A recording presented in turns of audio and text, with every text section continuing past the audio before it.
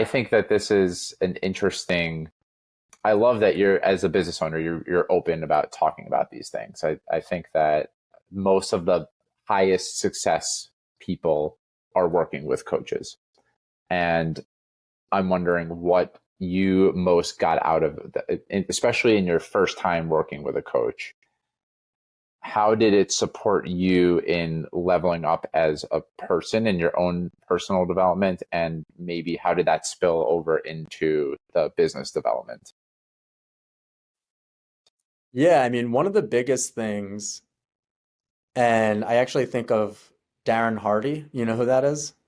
I don't think so, actually. Darren Hardy has a couple of books, and I think he's the like head publisher for Success Magazine.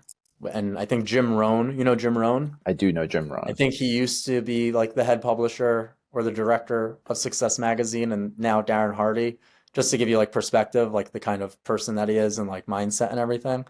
And he tells a story on stage on how when he was trying to find the woman of his dreams and get married, the first time he was, trying and looking, he kind of wrote a list out of all the things that he would want in a spouse. And he had no success, right? He couldn't find that spouse.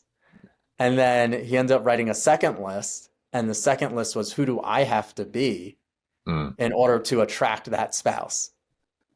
And he started working on himself and he started changing himself. And I would say that was my biggest takeaway when I was in my first coaching program. I went because I wanted to have a more successful business, but the outcome ended up being that I really need to work a lot on myself in order to have a successful business. And it was kind of like looking at my habits and, just my day-to-day schedule and my discipline.